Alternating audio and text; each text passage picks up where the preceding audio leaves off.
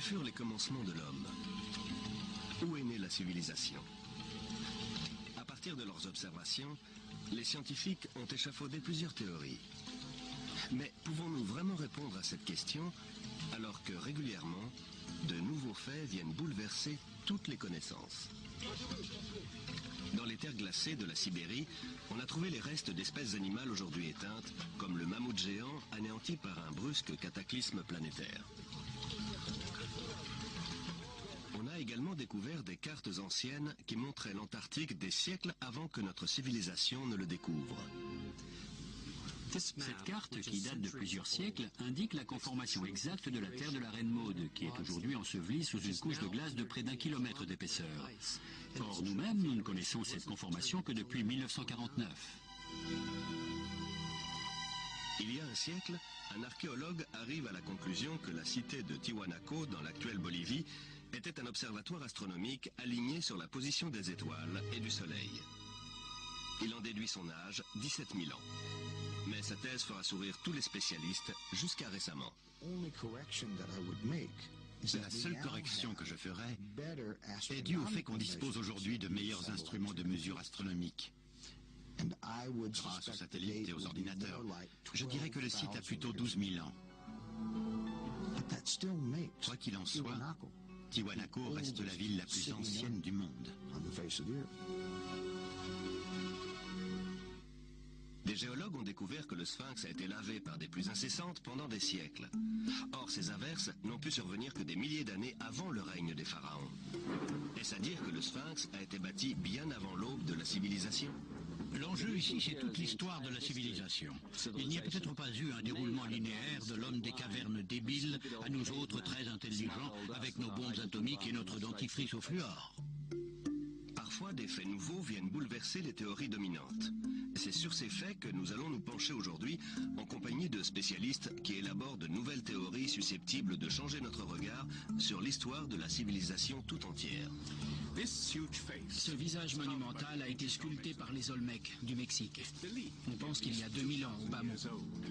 Les traits sont nettement africains. Pourtant, les Noirs ne sont censés être arrivés en Amérique qu'après Christophe Colomb. Dans un ouvrage intitulé « L'archéologie interdite de l'Atlantide au Sphinx », Colin Wilson rassemble divers éléments indiquant l'existence d'une grande civilisation disparue à une époque antérieure à l'histoire.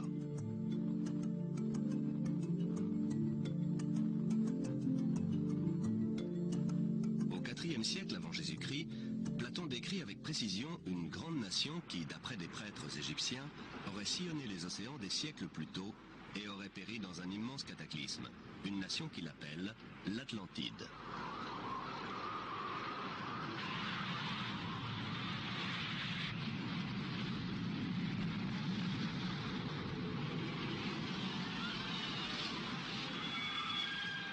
L'Atlantide, un grand cataclysme.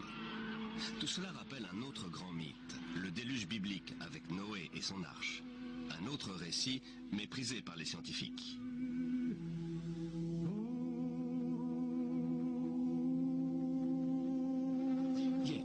En qualifiant le déluge et l'arche de Noé de fable, les scientifiques ignorent tout simplement le fait qu'il existe des centaines de mythes analogues dans le monde. Sans compter que les récits hébreux et mésopotamiens font le même récit d'une catastrophe planétaire qui a quasiment éradiqué l'homme de la Terre avant l'histoire, c'est-à-dire avant la période dont on a des traces écrites.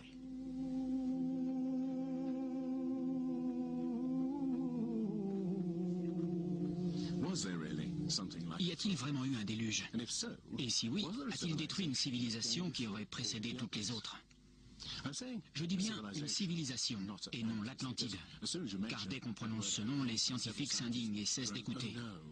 À leurs yeux, l'idée d'un déluge planétaire n'est pas respectable. Mais jusqu'à quel point la science est-elle impartiale?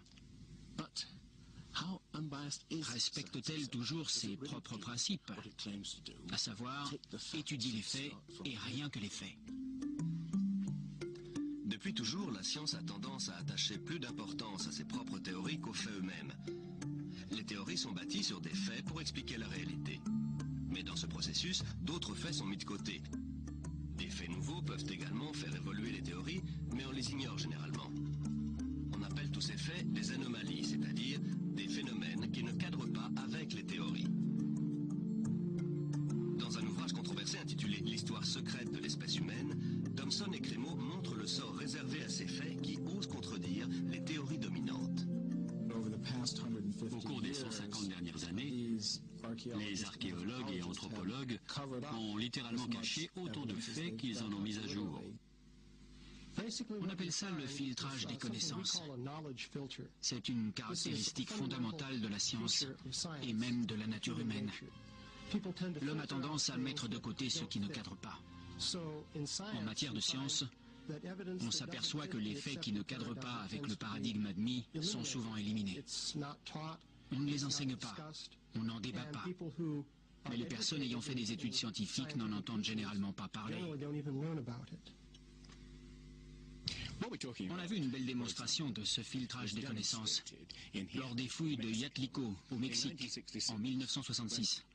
L'archéologue Gene Steen McIntyre menaçait alors de renverser la conception généralement admise selon laquelle l'homme est apparu assez tardivement dans la plupart des régions du globe, c'est-à-dire il y a quelques 30 000 ans en Sibérie et au plus tôt il y a 20 000 ans en Amérique.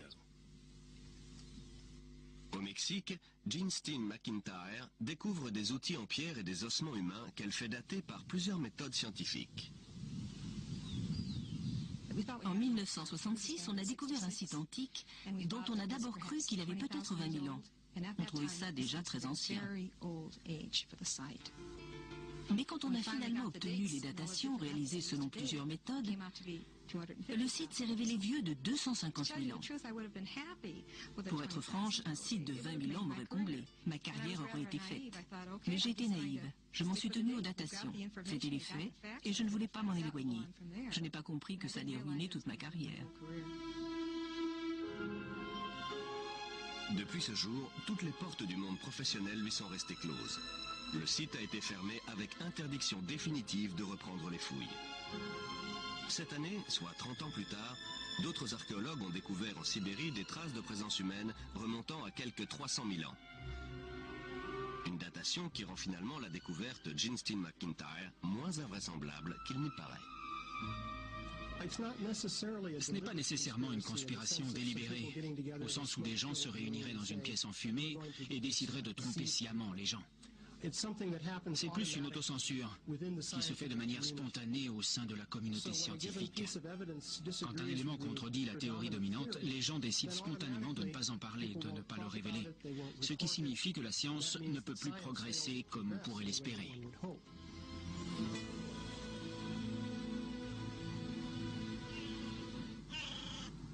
La science néglige-t-elle des indices d'un passé que nous aurions oublié ? Les mythes parlant d'une civilisation disparue des milliers d'années avant le début de l'histoire peuvent-ils être vrais ? Une nouvelle race de chercheurs étudie précisément les anomalies que la science tente à écarter. Les questions qu'ils posent pourraient bouleverser notre conception de l'histoire de l'homme. La forteresse Inca de Sacsayhuaman, d'un âge indéterminé, a été bâtie par un peuple qui ne possédait ni outils en métal dur, ni ciment, et ne connaissait ni la poulie, ni la roue, ni la grue.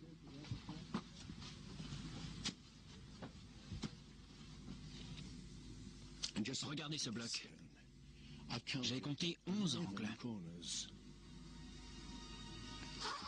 Ce machin doit peser l'équivalent de plus de 200 voitures. Cela montre le savoir-faire stupéfiant des artisans qui l'ont construit. Mais cela montre aussi autre chose. Une capacité incroyable à déplacer des blocs de pierre de cette taille. Comment ont-ils pu le mettre en place ? En Bolivie, les mystérieuses ruines de l'antique Tiwanaku démontrent la même ingéniosité, le même savoir-faire totalement inexpliqué.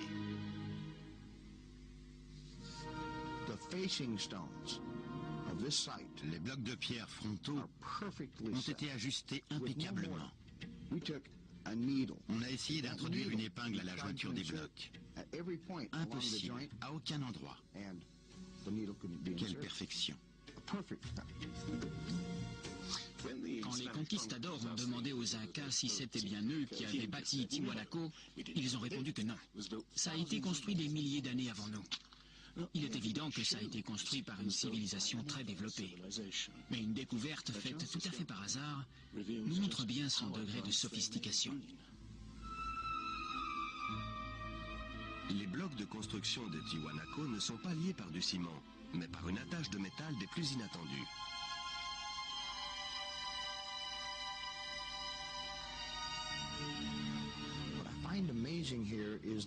Ce qui passionne, c'est que pour se déplacer entre les différents blocs de pierre qu'ils devaient agrafer, il fallait bien qu'ils aient une sorte de forge portative qui maintienne le métal en fusion.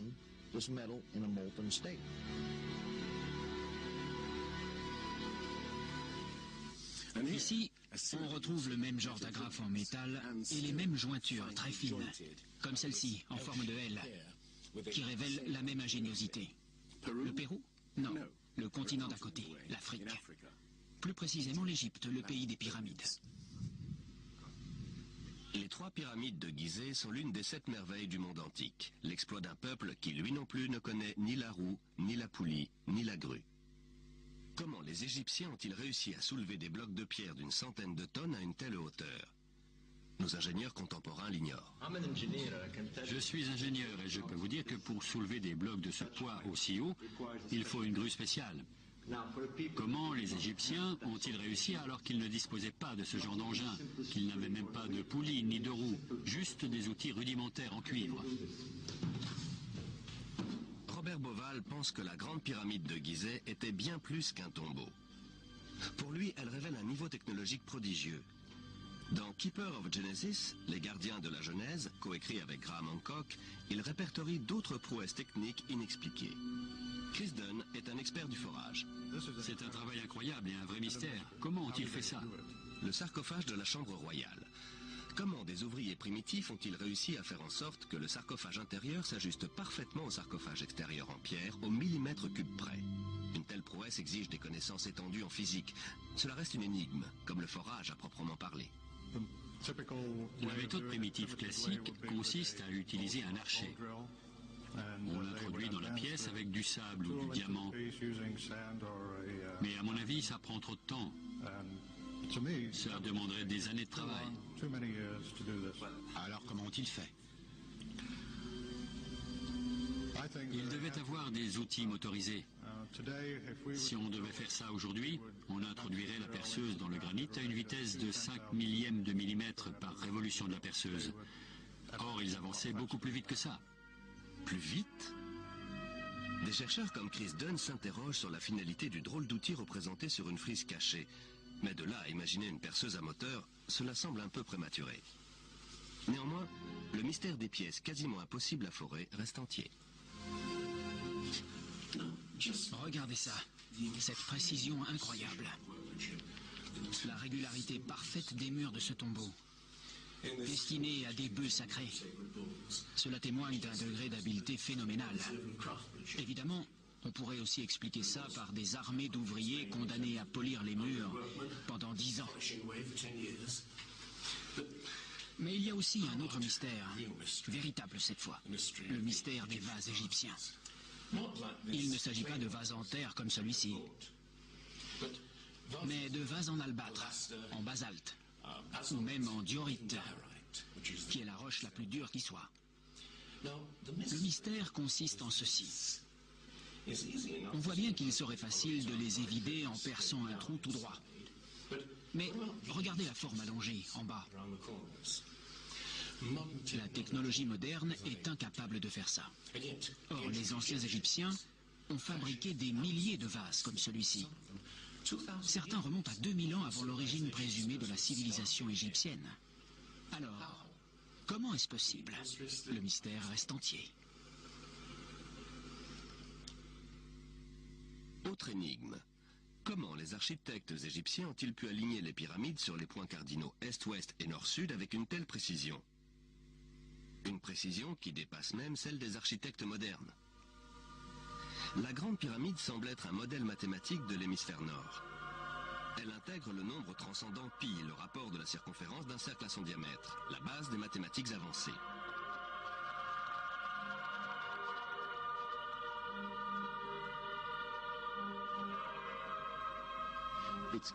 Il est évident qu'on est face à un système mathématique et technologique évolué, et ce, à une époque où il n'était pas censé exister.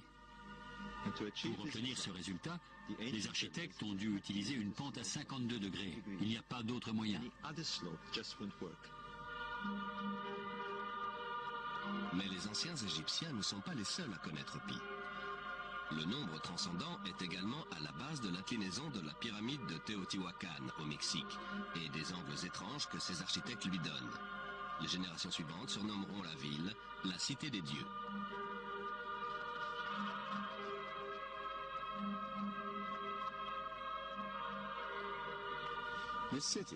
La cité était plus grande que la Rome impériale. On voit ici une série de bassins autrefois remplis d'eau. La surface miroitante de l'eau réfléchissait le ciel et ces ondulations donnaient l'alerte en cas de séisme. De l'autre côté, ces temples sont supposés représenter les corps célestes. Tout le site semble être le fruit d'une fascination pour l'astronomie et l'éternité.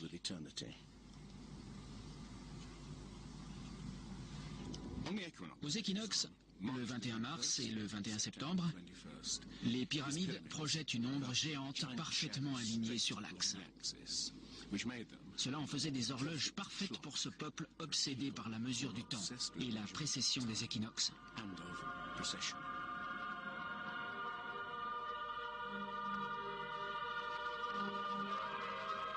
Un peu partout sur la planète, des civilisations antiques font montre d'une connaissance pointue du ciel qui reste totalement inexpliquée.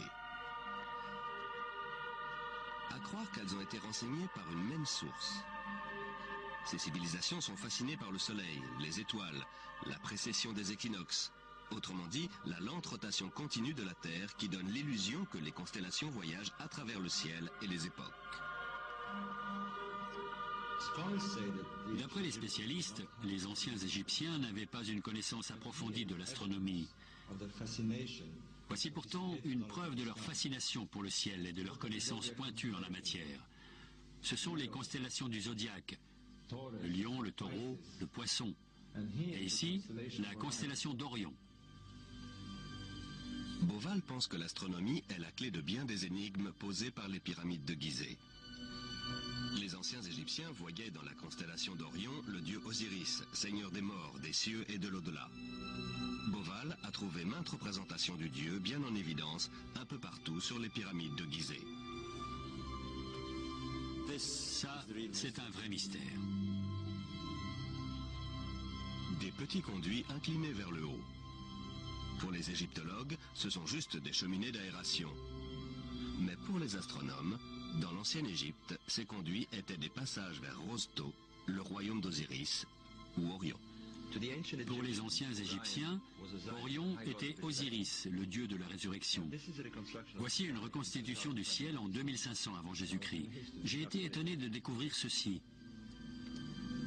Les conduits menaient à Orion et à l'étoile Sirius, ou Isis, épouse d'Osiris. D'après Beauval, des textes antiques indiquent que ces conduits étaient probablement utilisés lors de cérémonies secrètes pour permettre aux pharaons morts de ressusciter sous forme d'étoiles dans la constellation d'Orion. Un des textes dit que tu puisses traverser le passage sinueux, la voie lactée, et atteindre le royaume d'Orion.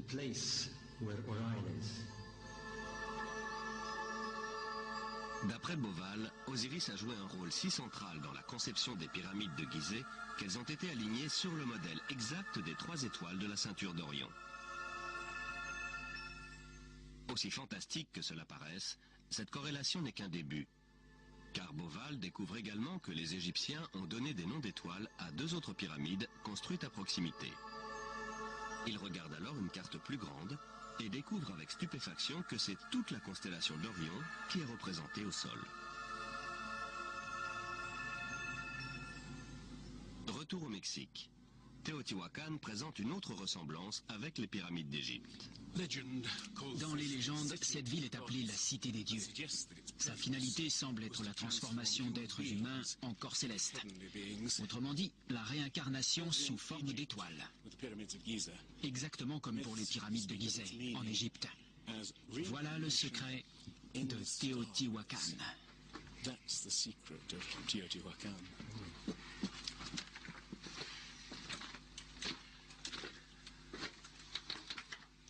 Mais une énigme plus grande encore se cache dans la pyramide, juste au-dessus de moi.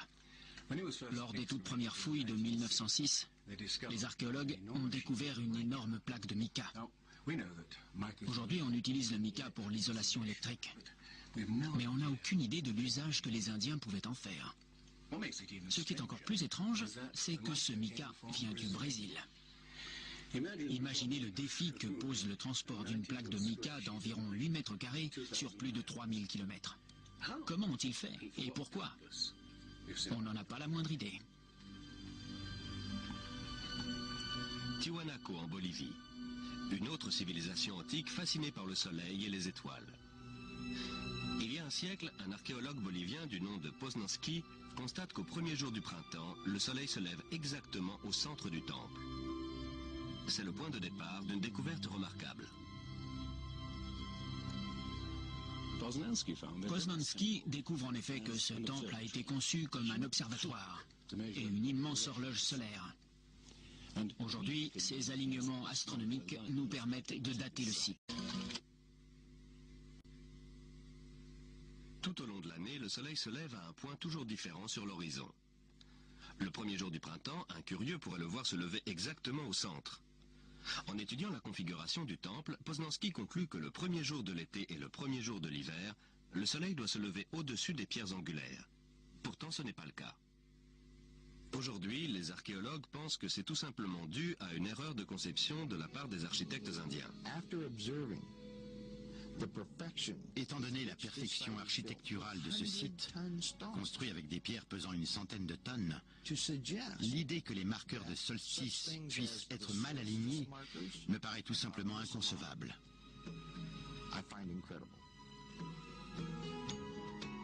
Neil Steed va vérifier minutieusement tous les calculs de Poznański. En mesurant les angles des pierres angulaires et en les comparant à l'angle de la position actuelle du Soleil, il en déduit l'âge du site, 17 000 ans. Or, à l'époque, l'inclinaison de l'axe de la Terre n'était pas tout à fait la même qu'aujourd'hui, et le soleil de solstice se levait juste au-dessus des pierres angulaires.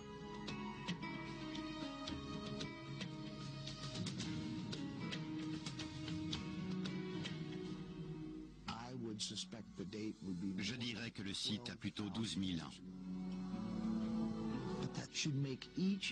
Ça devrait tous nous inciter à remettre en question la date du début présumé de la civilisation.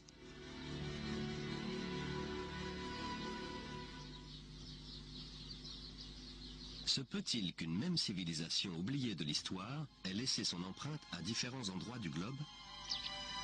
D'après Platon, des prêtres égyptiens ont parlé d'une civilisation ayant existé il y a 12 000 ans. Pourtant, la science affirme que l'humanité a émergé à l'âge de pierre il y a environ 5000 ans seulement. L'homme peut-il avoir réussi ce saut des millénaires plus tôt? En Égypte, John West découvre que le sphinx de Gizeh n'a pas été exposé aux mêmes intempéries que son environnement immédiat, rongé par le sable et les vents du désert. Le sphinx présente en effet des marques d'érosion ondulées au lieu de marques horizontales. Pas besoin d'être géologue pour voir quel type d'intempérie a pu laisser ces marques. Seule de l'eau coulant en plaques sur le mur d'enceinte peut avoir lissé ses contours arrondis.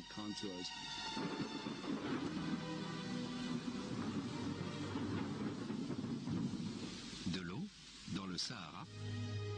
Certainement pas à l'époque des pharaons. Pour en trouver, il faut remonter à la fin de la période glaciaire vers 10 500 avant Jésus-Christ, soit des milliers d'années avant la civilisation pharaonique. Mais alors, comment expliquer que le sphinx est une tête de pharaon? La tête est toute petite par rapport au corps. Vu du ciel, le corps apparaît aplati et très allongé, et la tête ressemble presque à une tête d'épingle. Cela montre qu'elle a été retravaillée. En d'autres termes, à un moment donné de sa longue histoire, elle a été refaite. John West pense qu'à l'origine, le sphinx représentait un énorme lion sculpté dans le roc par des inconnus, antérieurement à 10 500 avant Jésus-Christ. Il aurait subi une forte érosion lors des bouleversements climatiques de la fin du glaciaire qui se serait traduit par plusieurs siècles de pluie. Ce n'est que des milliers d'années plus tard que les pharaons referont sculpter la tête à leur propre image. Le sphinx serait donc 2 fois plus âgé qu'on ne le pense? Les égyptologues rejettent cette éventualité, mais les géologues leur opposent des faits indéniables. Et d'après Robert Bauval, des données astronomiques corroborent également l'hypothèse selon laquelle les pyramides de Gizeh remonteraient à des temps incroyablement anciens. En effet, la configuration du site correspond bizarrement à la position d'Orion vers 10 500 ans avant Jésus-Christ.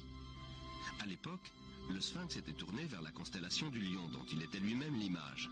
Et Orion entamait sa lente ascension qui allait marquer l'avènement d'une nouvelle ère.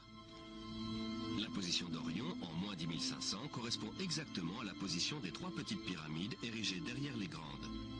L'astronomie fournit encore bien d'autres éléments étonnants.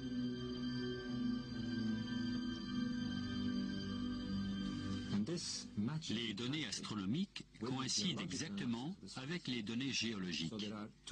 Ça fait donc 2 sciences dures d'après lesquelles le sphinx pourrait dater de 10 500 avant Jésus-Christ.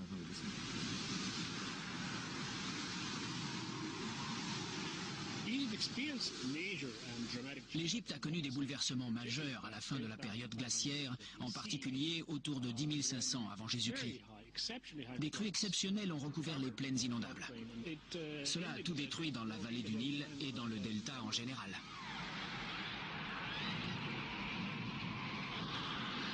Des inondations en 10 500 avant Jésus-Christ? Les pyramides de Gizeh pourraient-elles avoir été bâties à une époque aussi reculée? Une époque à laquelle les mythes égyptiens font remonter la naissance d'Osiris et de ses compagnons qui ont émergé du chaos pour apporter les premiers fruits de la civilisation? Mais d'où venaient-ils?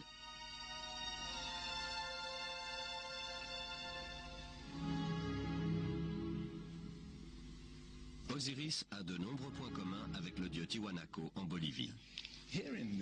Voilà dans cette mystérieuse cité de Tiwanaku le dieu que les Indiens vénéraient. Viracocha, grand, barbu et blanc, d'après les descriptions. Il est sorti des eaux à une période de chaos et de destruction, pour apporter une sorte de renouveau à l'espèce humaine. Au Mexique, le dieu blanc Viracocha prend le nom de Quetzalcoatl. Il est venu en compagnie d'autres dieux apporter les premiers fruits de la connaissance. Son symbole est représenté un peu partout dans Teotihuacan. C'est le serpent à plumes qui symbolise le dieu énigmatique Quetzalcoatl, qui est venu de l'Est après un gigantesque cataclysme, pour apporter la civilisation à cette partie du monde. Les dieux tels qu'Osiris, Viracocha ou Quetzalcoatl étaient-ils à l'origine des simples hommes venus de loin? Des survivants d'un cataclysme qui avait détruit leur foyer et leur civilisation? La question qui se pose maintenant est la suivante. Y a-t-il une civilisation lointaine, encore non identifiée, qui a touché l'Égypte, le Mexique et l'Amérique du Sud, et y a laissé son empreinte, aussi difficile à déceler soit-elle, sous forme d'un corpus de connaissances? J'admets que, pris isolément, les différents éléments fournissent peu d'informations, mais il faut les considérer dans leur ensemble. Des 2 côtés, on trouve d'immenses pyramides alignées sur les points cardinaux et bâties d'après des connaissances mathématiques complexes. Les 2 peuples ont une connaissance prodigieuse de l'astronomie qui s'exprime dans ces grands monuments sacrés qu'ils érigent. Bien qu'ils ignorent la poulie et la roue, ils sont capables d'assembler d'immenses blocs de pierre aux jointures très fines dans un style architectural unique, utilisant des angles droits et des agrafes en métal. Et les 2 recourent à la momification pour préserver et honorer leurs morts. Autre point commun des plus étonnants, découvert par Irina Balabanova de l'université d'Ulm, de nombreuses momies égyptiennes contiennent de la cocaïne et de la nicotine, des substances de plantes indigènes d'Amérique du Sud.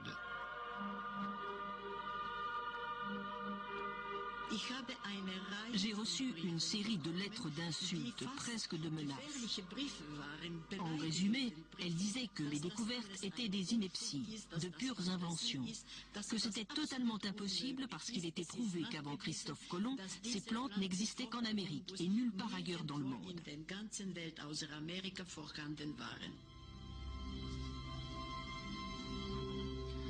Mais l'expérience est répétée sur des centaines de momies et se révèle incontestable. À une époque reculée, des voyageurs auraient-ils donc traversé l'océan et laissé leur empreinte des deux côtés de l'Atlantique? Une idée que suggèrent aussi certains manques. Retour au Mexique et à la civilisation maya.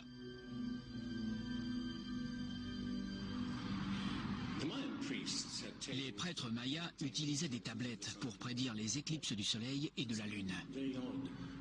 Mais il y a quelque chose de très étrange chez les mayas. C'est qu'ils n'ont jamais découvert le principe rudimentaire de la roue. Ils étaient capables d'appréhender l'éternité comme aucune autre civilisation avant eux. Ils comptaient en millions d'années, mais ils n'ont jamais su peser un sac de graines.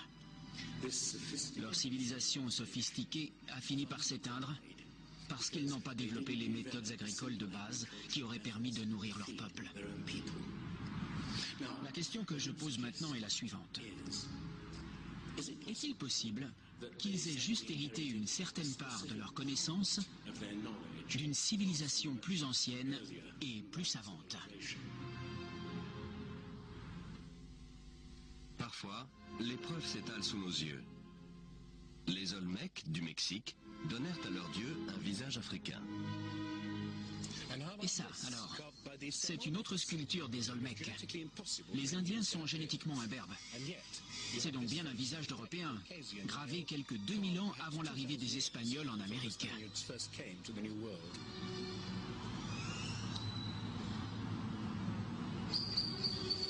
Bon, des visages africains et européens sculptés des siècles avant l'arrivée de Christophe Colomb. Mais d'où viennent-ils? Comment sont-ils arrivés ici? Comment sont-ils venus à influencer la civilisation la plus ancienne d'Amérique centrale, la culture mère du Mexique? Tout ce que les archéologues savent, c'est que les Olmecs se sont matérialisés d'un coup vers 1500 avant Jésus-Christ, avec toute leur sophistication. Il n'y a aucun signe d'une phase antérieure de développement de cette civilisation.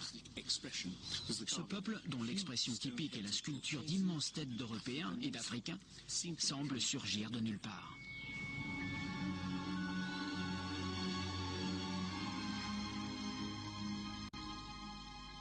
La citadelle de Monte Alban à Oaxaca.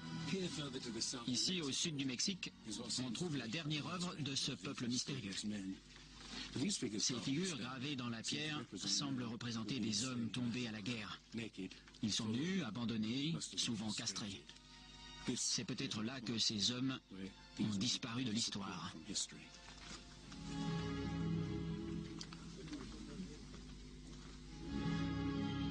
Alors, y a-t-il eu une civilisation raffinée qui a traversé l'Atlantique des siècles avant Christophe Colomb? D'autres éléments corroborent cette thèse. Des cartes antiques démontrent une connaissance de la planète qu'on n'a jamais pu expliquer. Tout au long du XXe siècle, une énigme va intriguer les scientifiques. C'est celle de la carte tracée en 1513 par l'amiral turc Piri Reis, qui représente des parties du monde supposées inconnues à son époque. Christophe Colomb n'a exploré que les Caraïbes. Il n'a pas exploré la pointe de l'Amérique du Sud qui débouche sur l'Antarctique, loin s'en faut. Pourtant, ces cartes représentent toute cette partie du globe de manière très précise. Et ce, bien avant que Colomb et les autres explorateurs européens ne s'y rendent. Cette carte, qui date de plusieurs siècles, indique la conformation exacte de la terre de la Reine Maude, qui est aujourd'hui ensevelie sous une couche de glace de près d'1 kilomètre d'épaisseur. Or, nous-mêmes, nous ne connaissons cette conformation que depuis 1949. C'est un vrai mystère. Les cartographes ont longtemps cogité sur l'étrange projection utilisée dans ces cartes. Elle s'apparente à celle employée dans les sous-marins nucléaires modernes qui calculent le monde en fonction de leur éloignement par rapport à un point de départ. Dans le cas présent, ce point est Sienne, l'actuelle ville égyptienne d'Assouan, foyer des cartographes de l'Antiquité. La carte semble déformée, mais ce n'est qu'une apparence. Elle fournit en fait une image précise de cette région de la planète. Mais ce n'est pas tout. À mon sens, la principale caractéristique de la carte de Piri Reis est qu'elle indique la longitude. Les Européens n'ont pas su faire ça avant le XVIIIe siècle. Or, cette carte date du XVIe. L'histoire de la longitude commence sur ces plages en 1707, alors que la flotte anglaise vient de quitter la Méditerranée en direction des côtes britanniques. À l'époque, on n'a pas de mal à calculer sa position par rapport au nord ou au sud. Il suffit de mesurer l'angle entre la surface de la Terre, le Soleil et les étoiles. En revanche, on ne sait pas calculer la longitude, c'est-à-dire la position par rapport à l'est ou à l'ouest. L'amiral anglais se met en colère lorsqu'un marin originaire du sud-ouest de l'Angleterre lui dit qu'il est à 20 milles trop loin à l'est et que la flotte risque de s'échouer sur les côtes. Ses officiers lui assurent que la flotte fait bonne route et l'amiral fait pendre le marin pour insubordination. Au moment de sombrer, l'amiral a dû regretter de ne pas l'avoir écouté. Des milliers d'autres bateaux ont déjà sombré. Mais la perte d'une flotte entière va accélérer la quête d'un instrument capable de mesurer la longitude avec précision. Il faudra encore attendre 2 générations avant d'y parvenir. Pourtant, la carte de Piri Reis, tracée 250 ans plus tôt, indique bel et bien les longitudes. Sur la carte de Piri Reis, une mention indique qu'elle a été compilée à partir de nombreuses autres cartes. Il s'agit d'une copie de copie de copie. La plupart des spécialistes pensent que ces cartes remontent au moins à l'époque d'Alexandre le Grand. Mais en fait, elles sont beaucoup plus anciennes que ça.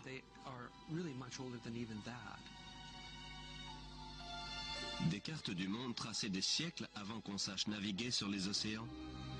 Des techniques de construction mystérieuses qui révèlent une connaissance poussée des mathématiques et de l'astronomie.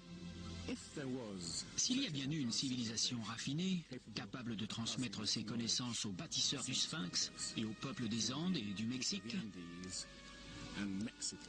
que lui est-il donc arrivé? Eh bien, Platon parle d'une civilisation très développée techniquement et capable de naviguer sur les océans de la planète. C'est celle de l'Atlantide, l'île-continent. La science, qui refuse l'idée d'une civilisation oubliée, nie tout autant l'existence d'une catastrophe planétaire qui aurait détruit cette civilisation. Mais les récits de Platon et de la Bible ne sont pas isolés. Le Popol Vuh, le livre sacré des Mayas, parle de raz-de-marée, de déluge, de ténèbres envahissant le ciel durant des mois, de grêle, de pluie noire incroyablement froide. Les anciens Égyptiens parlent d'une période de chaos, de déluge et d'obscurité dont les dieux vont émerger pour donner forme à la terre d'Égypte.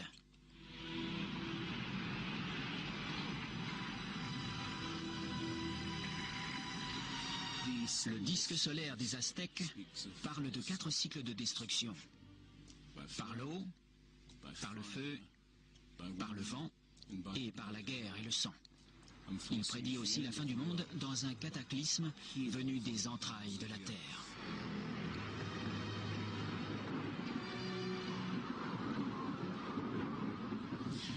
D'autres mythes de l'Amérique précolombienne parlent d'un déluge apocalyptique, accompagné de séismes et d'une pluie de feu due aux éruptions volcaniques. Tous parlent avec un réalisme dérangeant d'un passé qu'on ne peut ni se rappeler avec précision, ni oublier totalement. Les scientifiques sont enclins à penser que le déluge est le fruit de l'imagination des poètes de l'Antiquité. Mais imaginez qu'ils se trompent. Imaginez qu'une série de catastrophes naturelles terribles a effectivement réduit nos ancêtres à une poignée de clans éparpillés sur toute la planète. Ce qu'on cherche, c'est une époque dans laquelle les mythes se glisseraient aussi facilement que le pied de Cendrillon dans la pantoufle de verre. La première piste est fournie par le gisement fossile de La Brea, en Californie, sorte de fosse commune qui abrite plus d'1 million d'animaux fossilisés et qui est aujourd'hui transformée en parc d'attractions. Juste en dessous de la surface se trouve le gisement de pétrole de Salt Lake. L'asphalte poisseux suinte par les fissures et les animaux se retrouvent englués à jamais. On a une collection incroyable d'animaux qui ont été piégés ainsi durant les 40 000 dernières années. Le gisement fossile est comme une fenêtre ouverte sur une époque reculée où prospéraient des animaux qu'on ne pensait pas indigènes d'Amérique. Les mammouths, les éléphants, les rhinocéros, les paresseux géants, les tigres à dents de sabre et même les chevaux et les chameaux. Puis, un grand cataclysme les a tous anéantis, apparemment en l'espace de quelques décennies seulement. Cela s'est passé vers 10 500 ans avant Jésus-Christ, il y a quelques 12 000 ans. Les grands animaux, autrement dit tout animal plus grand qu'un coyote, ont disparu pour la majorité en quelques décennies. C'est effectivement ce qu'on peut appeler une grande catastrophe. Voici le relevé de la catastrophe survenue à la fin de la période glaciaire vers 10 500 ans avant Jésus-Christ. Les températures, qui avaient été relativement stables pendant des milliers d'années, augmentent subitement. Le climat se réchauffe de plus de 5 degrés en un clin d'œil. 3 à 5 années seulement. Telle est la prodigieuse découverte des scientifiques qui ont percé la calotte glaciaire du Groenland pour en savoir davantage sur les changements atmosphériques. Certains appellent la calotte glaciaire du Groenland la pierre de Rosette du climat, parce qu'on a vraiment fait une découverte majeure en apprenant que le climat pouvait se modifier aussi subitement. Ce changement s'est fait en quelques années, entre 3 et 20, un peu comme ce que l'on voit aujourd'hui. On a découvert des modifications chimiques phénoménales dans la nature de la glace. On a aussi découvert que pendant la période de la fonte des glaces, le volume et la concentration des dépôts volcaniques ont été nettement plus importants qu'à n'importe quelle autre période, sachant qu'on a étudié les 110 000 dernières années.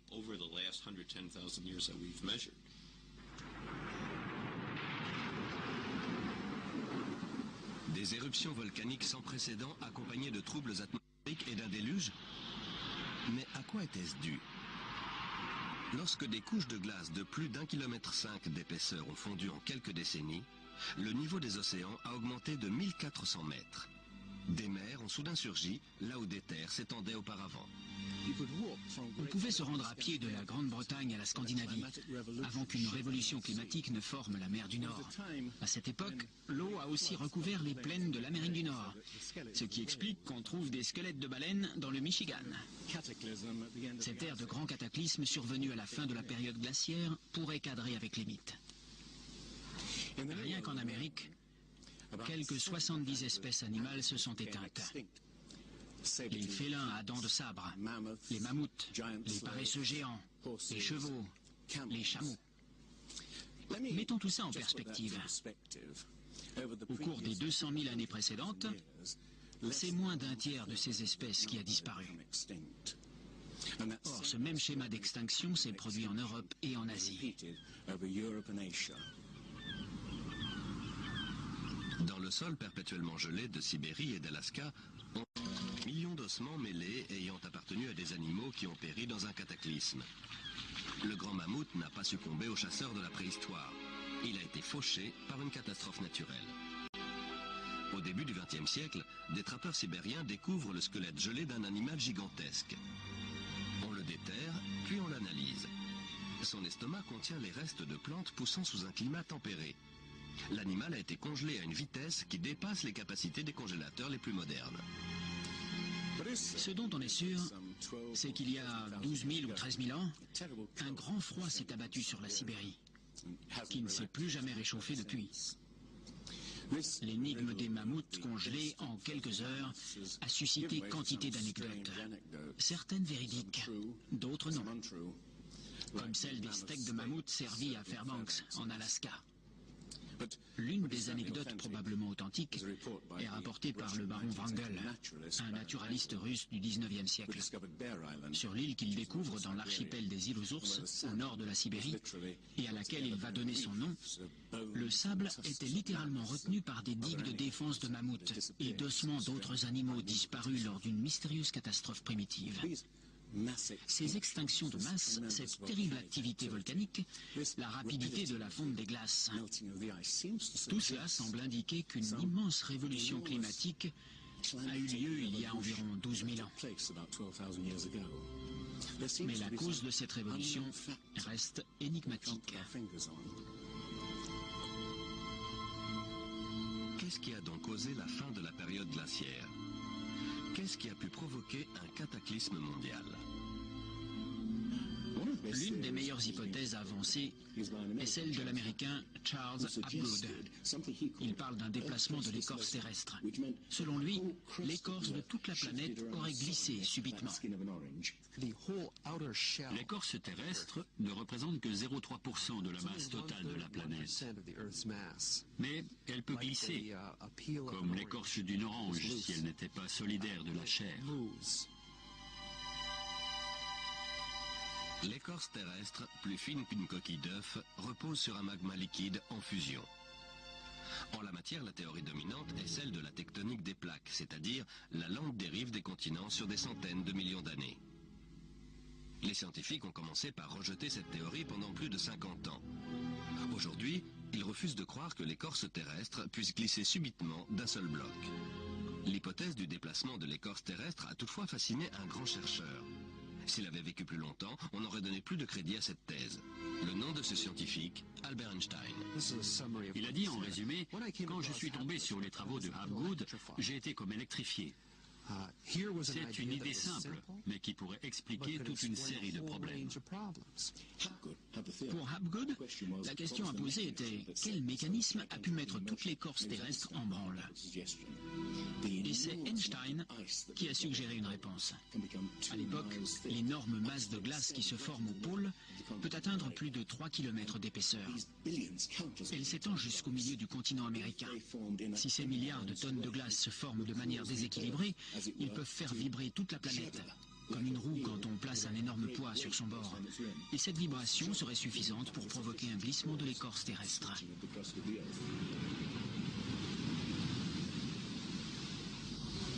Il y a 55 000 ans, le pôle Nord était proche de l'Europe.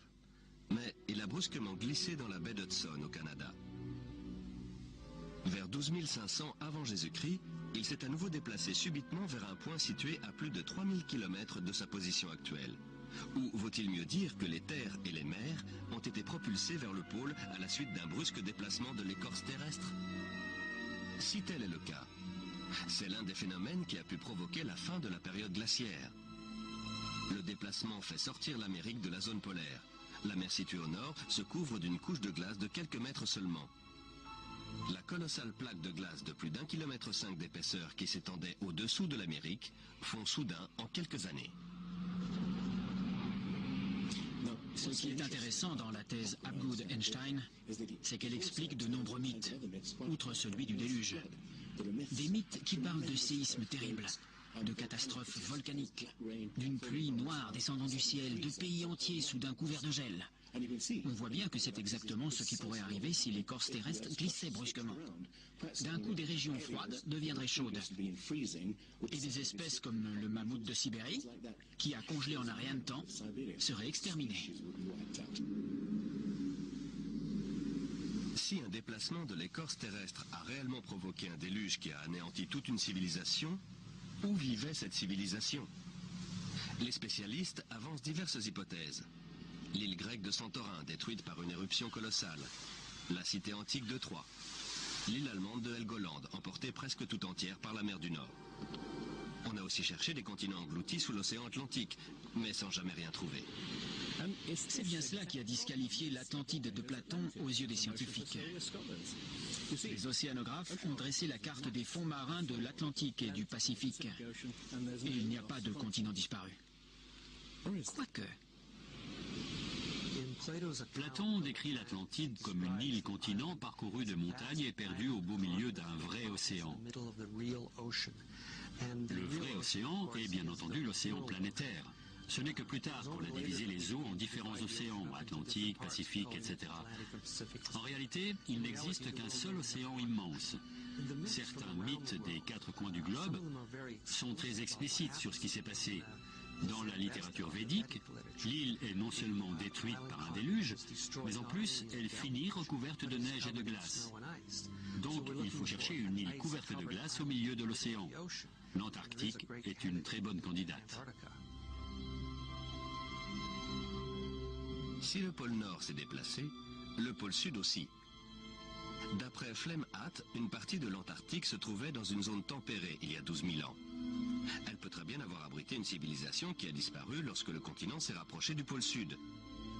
Pour lui, c'est ce qui explique ces cartes montrant des régions de l'Antarctique telles qu'elles sont sous la glace. L'amiral turc Piri Reis fait preuve d'une connaissance de l'Antarctique tout bonnement impossible à son époque. Les services cartographiques de la marine, mais aussi de l'armée de l'air, disent « Nous avons comparé les montagnes et les sommets et la similitude est étonnante. » Ce qu'il faut souligner, c'est qu'on ne parle pas d'une seule et unique carte, celle de Piri Reis, qui pourrait être mise de côté, mais de dizaines de cartes. La carte de Phineus, par exemple, est très précise concernant la configuration générale de l'Antarctique. Elle indique des rivières qui existent bel et bien, mais qu'on ne connaissait pas au XVIe siècle. Nous n'avons pas découvert le continent antarctique avant les années 1800. Alors, comment des cartographes européens ont-ils pu le représenter des siècles plus tôt? La seule explication possible, d'après Flemhatt, est qu'ils ont copié des copies de cartes qui remontent à des lustres. À leur époque, ces informations n'étaient pas censées exister. Ce n'est qu'au cours des 25 dernières années qu'on a découvert l'existence de l'Antarctique sous la calotte polaire. C'est un continent bordé de quelques îles, avec une mer de glace entre les deux. Or, tout cela, cette carte le montrait déjà. Ces îles correspondent à cette région. Les chutes de neige sont très importantes ici et quasiment inexistantes là. Ces îles devaient n'en former qu'une avant de se rattacher au continent. Et donc, il a dû y avoir un passage ici pendant plusieurs milliers d'années. Et ici aussi, probablement. Ensuite, ces îles n'en ont plus formé qu'une. Ce qui est décrit ici est ce qui s'est produit, d'après moi, vers 8000 avant Jésus-Christ, 6000 au plus tard. On n'a aucun moyen de savoir comment ça s'est produit, si ce n'est en postulant l'existence d'une civilisation qui avait des connaissances de la navigation et de la topographie que nous n'avons fait que réinventer à notre époque. Alors, les débuts de la civilisation humaine sont-ils plus anciens qu'on ne le croyait? Vous pensez peut-être que de nombreux arguments avancés ici ne sont que de pures conjectures, qui prises isolément sont faciles à réfuter. Mon hypothèse est qu'en assemblant tous ces éléments comme autant de pièces d'un grand puzzle, un schéma apparaît, une silhouette émergeant du brouillard. C'est celle d'une civilisation qui a disparu et fut oubliée bien avant que ne débute l'histoire connue des hommes.